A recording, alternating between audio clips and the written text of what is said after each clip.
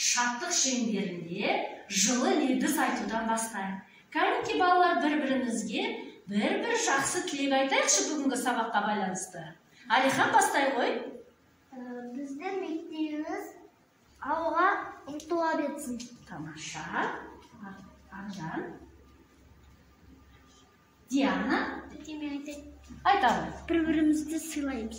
Тамаша. Тағы айта ғой.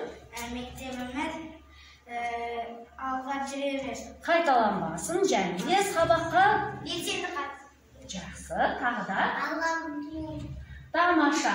Ондай болса балалар, біз қазір топқа бөлінеміз.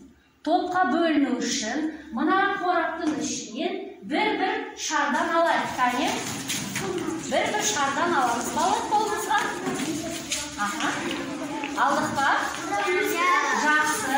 Енді тұра аламыз. Енді барлығымызда қолымызда бір шардан бар. Енді түсіне назар аударайық қолымызда шардың. Ойнамаймыз. Осы шарымызға байланысты біз қазір топқа бөлінеміз. Бірінші топтың ережесін айтып алайық. Кәнекей, бастаймыз.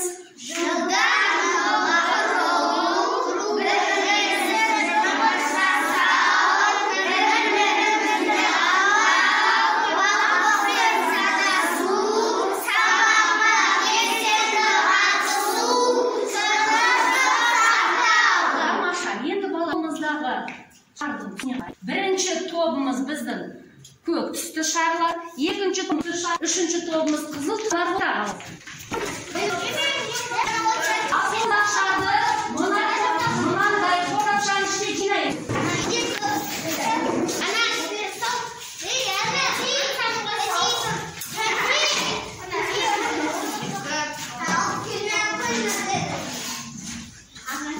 Жақсы. Ал топқа отырды. Өте жақсы. Қазір мен дәптерімізді таратамын. Алихан, жиырмалысы сынып жұмысы. Жазамыз. Жаздық па? Өте жақсы. Ал балалар, басымызды көтереміз. Мына тақтаға назар аударайық. Дәл қазір біз шапалақ әдісін қолданатын жұмыс жасаймыз. Әр топтан бір оқушыдан шығамыз. Бірінші топ Салтанат, екінші топ Зере, үшінші топ Аңсар. Әр топтағы оқушыға мен сұрақ қоямын, сол жауабын табады. Сыныптыма ал балалар оқимыз. Бірінші сұрақты оқимыз. Сүйек бұрышты табамыз. Тез. Ұрсаш қой. Дұрыс па? Тамаша. Қол соғамыз. Екінші оқушыға Зере. Дұрыс па? Тамаша, ұрсаш. Өте жақсы. Келесі. Дұрыс па? Екінші бірден оқушыдан Рамазан, екіншіден келе ғой Нұрсағын, үшіншіден Алихан. Тезірек. Балалар, келесі сұрақты оқимыз. Рамазанға. Шаршы. Қайсысы шаршы? Мына геометриялық фигуралардың ішінде. Жақсы, дұрыс қой. Екінші Нұрсағынға сұрақ оқимыз.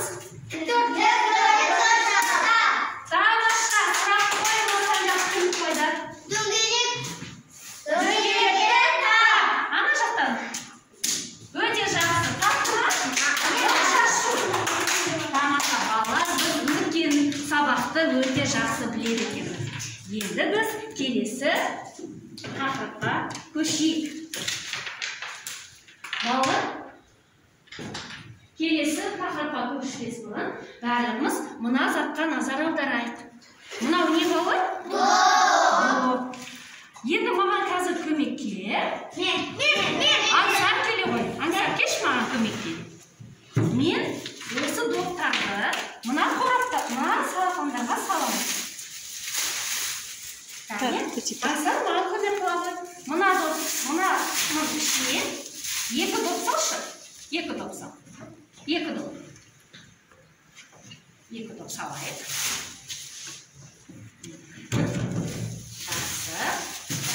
Насақы салданады. Келесі тағы 2 доп дайындаймыз. Сен ойлен сол саласың. Мен басқа ешкім шақырмасын қылады. Сен салып жатырмын. Шақырып. Тез саласың. Тез жұмыс жасаймыз. Жақсы. Алса, маған көмекші балалар алса, кел тағы да сал.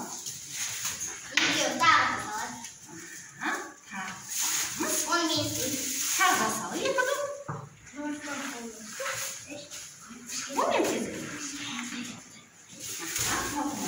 Тағы да 2 допты дайындаймыз.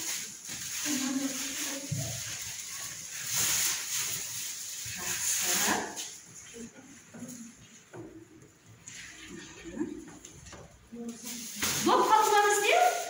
Қалған жоқ. Жақсы. Біз барлық допты не істедік? Не істедік? Біз барлық допты сыныпқа қараймыз. Бәріміз көптің барлығын не істедік? Бөлдік. Қандай бөліктерге бөлдік?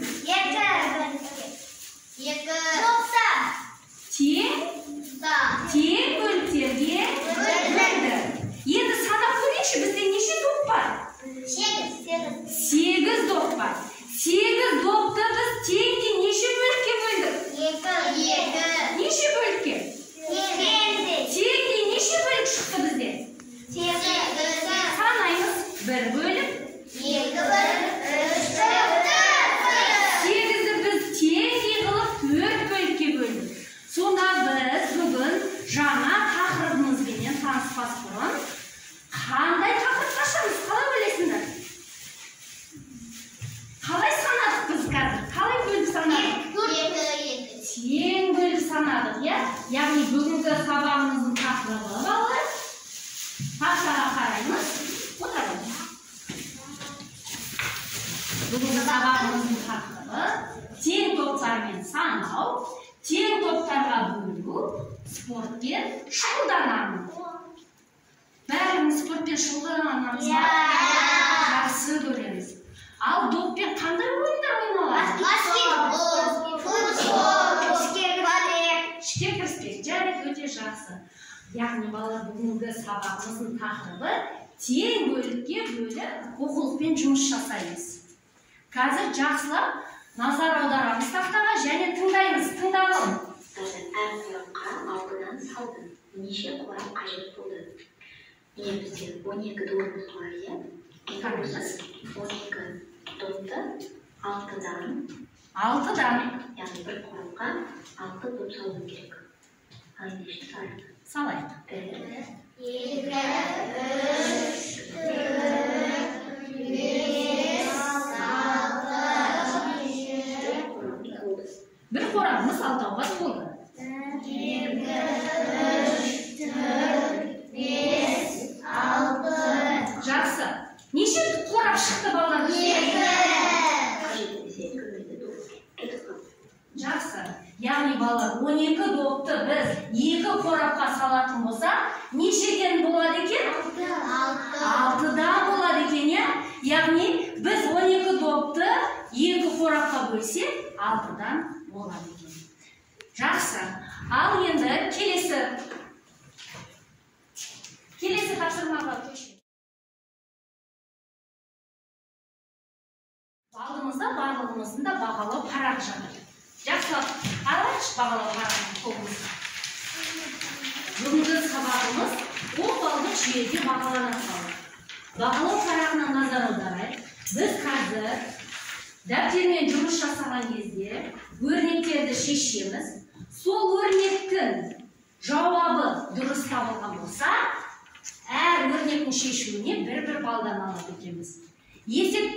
Келесі тапсырмада тағы да егерден шешкен болса, мына тиісті балдарды өзімізге не істейміз? Алған ұпай жағымызда қанатша арқылы түртіп отырамыз. Түсінікті ма? Жақсы. Бағалау парағымен таныстық па? Ондай болса, келесі дәптермен жұмыс. Дәптерге Барлығымыз номері 3-ке назар аударайық. Номер 3-ті көріп бар? Жақсы. Барлығымыз тақтаға назар аударайық. Тақтаға қараймыз. Тапсырманы түсіндіремін қалай орындайтынымызды балалар.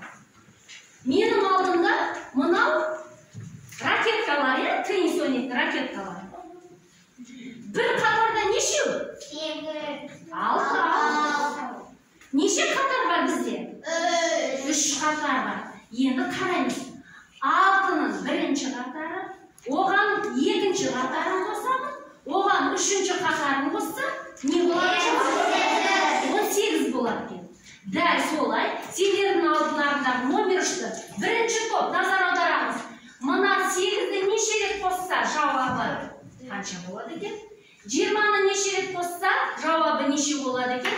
Орындаймыз. Бар жылы 2 өрнек, 2 балл жүйеде. Үшінші топ, екінші топ 30-дың қосындысын және 50-лердің қосындысын табамыз. Жауабын табамыз. Тура мынаны жүйеде. Және үшінші топ 100-дердің қосындысын және 300-дердің қосындысын орындаймыз. Сендерге бар жоғы 2 минут беріледі балалар. Дәптерге орындайды. Номері 3. Ал тез-тез. Уақыт кетті. 3 минут уақыт беріледі балалар. Жақсы, орындаймыз. Мен көрсеткен жүйеде орындаймыз балалар. Жауабын табамыз. Дәптерімізді қиғаштап қойып, әдемілеп жазамыз. Аяқтаған бала болса, не істейді? Қолын көтереді. Жарай ма?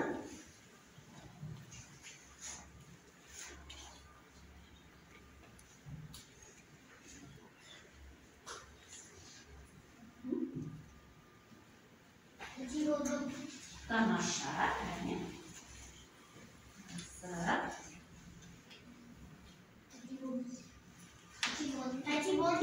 Өте жақсы. Уақыт аяқталды. Бәріміз аяқтадық па? Жақсы. Аяқтаған балалар қолдарын алдына қояды. Болды, уақыт аяқталды балалар. Аяқтаса да, аяқтамаса да уақыт аяқталды.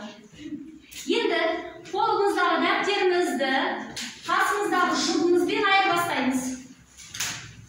Тез-тез. Енді бір-біріміздің жұмысымызды тексерейік балалар. Бір-біріміздің жұмысымызды тексерейік. Болды, айырбастадық па? Ал енді сендер бағалы парақтарының қолдарына алыңдар. Қолдарына бағалы парақтарын алыңдар. Бұл жерде дифферентер бойынша бірінші өрнектің мәнін тапсаңдар 1 балл, екінші өрнектің мәнін тапсаңдар тағы да 1 балл аламыз. Түсінікті ғой? Келесі. Енді қараймыз. Тексерген кезде қасымыздағы жұбымыз біздің жұмысымызды тексереді. Бірінші топтың жауабы 37 және 60. Тексеріңдер, дұрыс па? Тексеріңдер, дұрыс па? Бір ұпайдан қойсын. Тиісті жеріне қанатшаны түртіп алсын. Екінші топ жауаптарымызды тексереміз. 90 және 100. Дұрыс па? Онда ұпайын белгілесін. Үшінші топ қараймыз. 400 және 900. Дұрыс па? Жұмыстықы дұрыс деген қанатшаңызды қойын. Дұрыс емес болса, балын қоя алмайды балалар. Кәне, бағалаймыз. Неге дұрыс емес? Дұрыс қой, 900 және 400. Онда ол ұпайды ол қоя алмайды. Кәне, қанатшаңызды қоямыз. Мынау бірақ балл алдым. Сенде де бірақ балл. Өйткені бізде 2 өрнегіне қанатшан қойып. Ал бала бірінші ұпайларымызды жинадық, я? Болдық па? Жақсы. Ондай болса, келесі тапсырмаға көшеміз.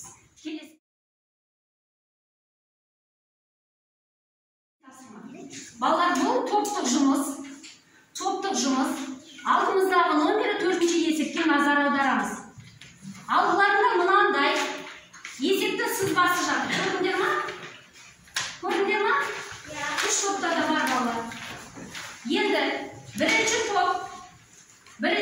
top.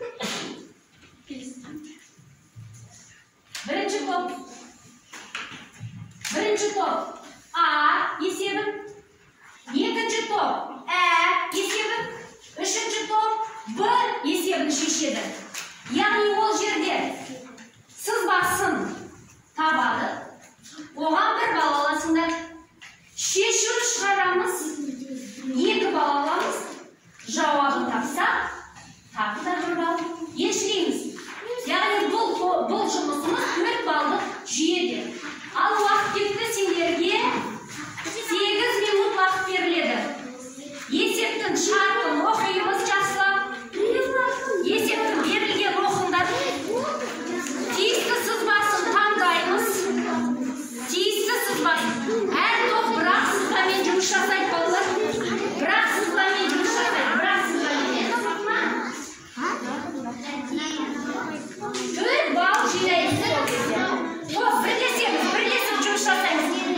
O'qimdan eseptin. Bırak sızlamayın balalar. Bırak sızlamayın. O'qilamiz. Ortadan qo'shilamiz.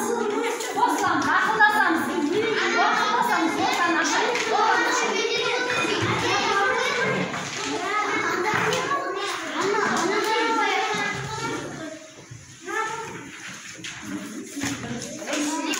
Ortadan birleşip yumuşasayız.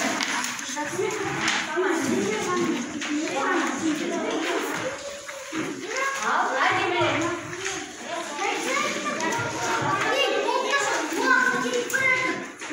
Vaqtlarimizni o'taymiz bolalar. Tezda sızmani qo'llanamiz. Birlashib yumshatamiz. Birlashib.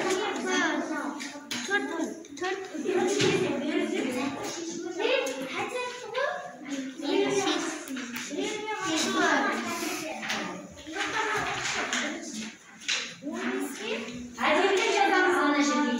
Shuni hadi bilib yazamiz bolalar.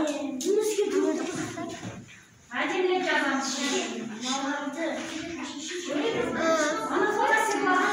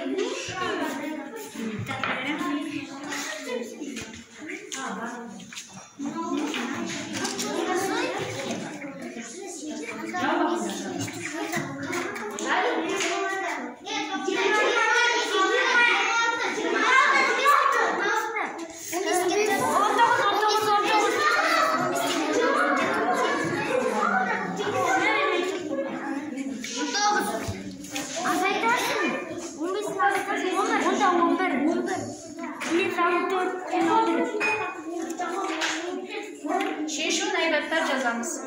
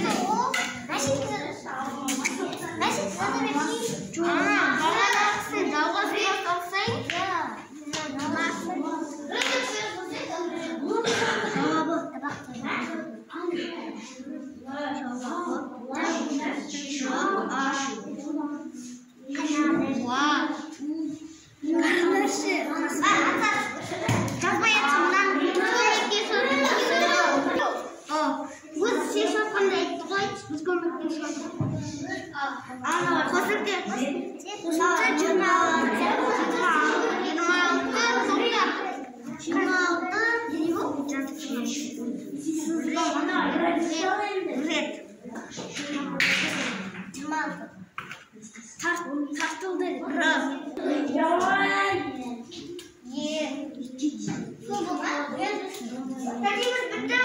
Тамаша, өте жақсы. Жақсы. Жоқ, бір адамнан шығады.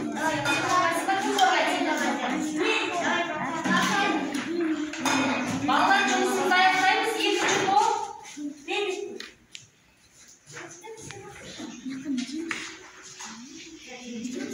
Ал балалар, біздің жұмысымыз аяқталды. Енді есептеріміздің шешуін таптық. Енді оны жариялайық. Бірінші топ өздерінің есептерінің шешуін жариялайды. Biz şişinde 15'ke sen 4 dalında sen 15 red kal. Яғни алмас неше рет тартылыпты? 11 рет. Келесі екінші топта Şişluğu Аха. Avu 4 sen 15 kosuğan 14 sen 26. Cevabı 26 red. Сендер не таптыңдар сонда? Яғни 11 рет тартылғанын таптыңдар, және екеуінің барлығының қосылып 26 рет тартылғанын. Екінші топ Şişluğu 15 kosuğu 4 sen 19 sen cevabı 19 red tartıldı. алмас 19 рет тартылған екен. Өте жақсы. Ал үш топта шешуінде сызбасында барлығында дұрыс тапты балалар. Енді барлығымыз не істейміз? Марапаттап қояйық. Рахмет. Балалар, орнымызға отырайық. Орнымызға отырамыз. Осы шешулерімізбен бағалау парағымызға назар аударайық. Бұл топтық жұмыс болғандықтан топта барлығымыз балалар бірлесе жұмыс жасадық. Сол себептен бағалау парағымызда біз сызбасын таптық, иә? Не істейміз? Бір балды қанатша қойып белгілейміз. Шешуін шығардық па? Екі балдың қасына қанатша қоямыз. Келесі жауабын жаздық па? Бір балдың қасына қанатша қоямыз. Тамаша. Яғни бұл жұмыста біз неше бал жинадық? 4 бал жинадық. Рахмет. Бағалау парағын орындадық па? Жақсы. Шашып қалдық па балалар? Орнымыздан тұрамыз. Шашаған жоқпын да. Серікту сәті. Келеміз ортаға.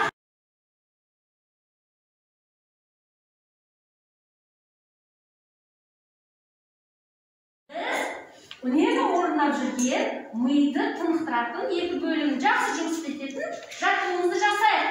Қолымызды алдымызға аламыз. Кеттік. 1, 2, 1, 2, 1, 2, 1, 2, 1, 2. Тез, тез. Кәне, үлгеріп жатырмыз ба? Жақсы. Осылай не істейтін еді балалар? Миымыздың екі бөлігі де жақсы жұмыс жасайды, иә? Енді келесің, кәнге келесің. 1, 2, 1, 2, 1, 2, 1, 2, 1, 2. Жақсы, рахмет. Миымыз тынықты, миымыз жұмыс жасауға дайын. Дайынбыз ба? Келесі тапсырмаға көшейік. Көңілді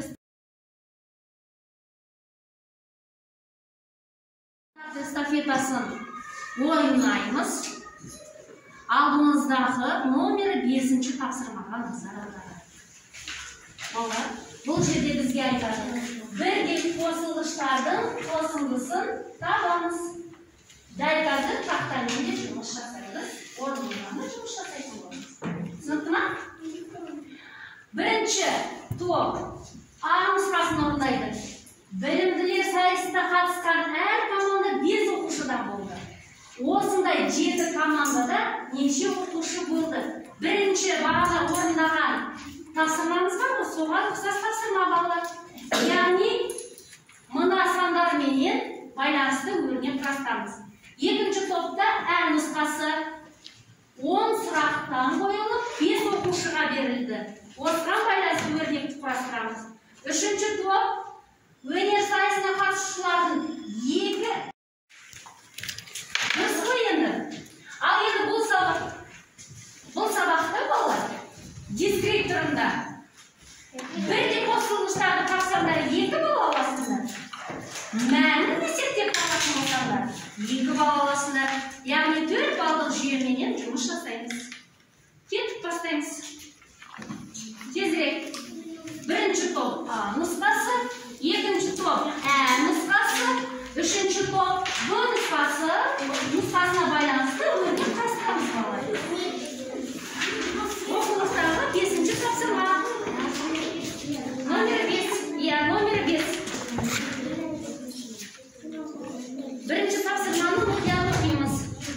Бұған да бізде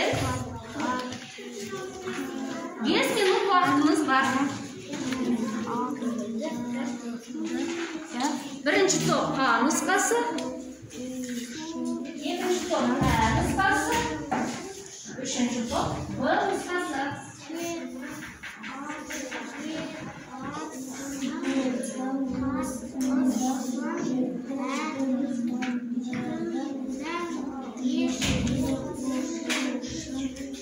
Есеп оқимыз.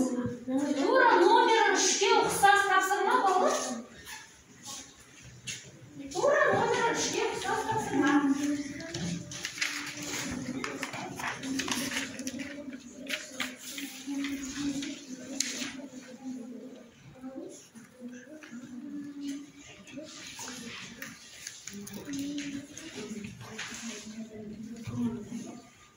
Жоқ, тек қана сандарменен. Сандардан қосылғыштар болады. Осы берілген сандардан қосылғыштарды құрастырасыңдар. Ал енді ол қосылғыштарды неше рет қосамыз? Ол астында берілген.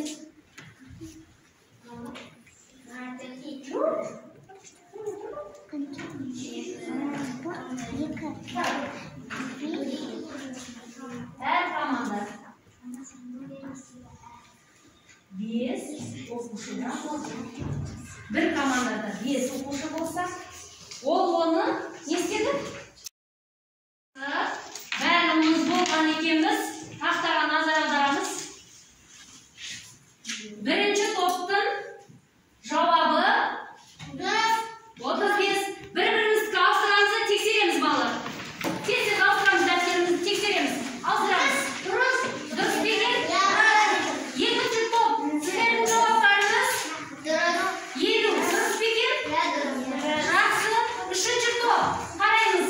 Жауабымыз 12.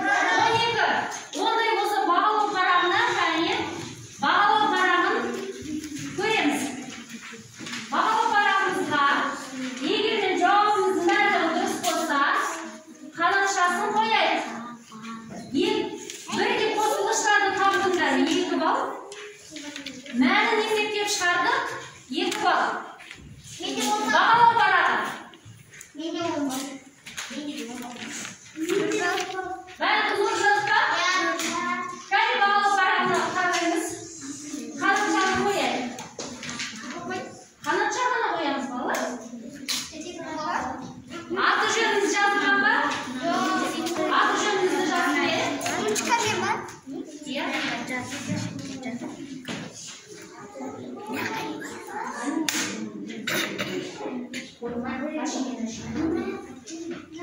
Жақсы. Бәріміз бағалау парағы аяқталды. Бүгінгі жұмысқа байланысты тапсырманың бәрі орындалды. Тиісті балдарды жинадық, ұпай сандарын.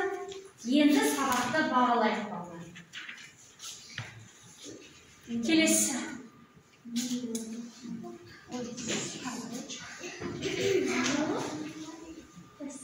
Жақсы. Балалар, ұпай санымызды бағалайықшы барлығымыз. Жинақтайық. Барлығымызде есептейік. Егерде 10 балл, 9 балл және 8 балл алған болса, 5 деген бағаны аламыз. Сондай балалар бар ма екен? Есептеңдерші кәне.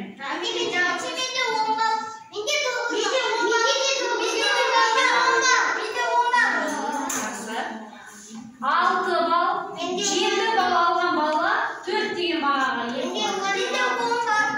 5 балл және 4 балл алған бала не қылады?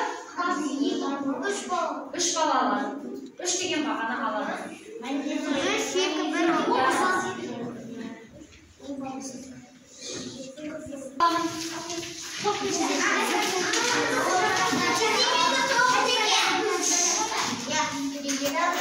Аттарын жазылған ғой, иә бала?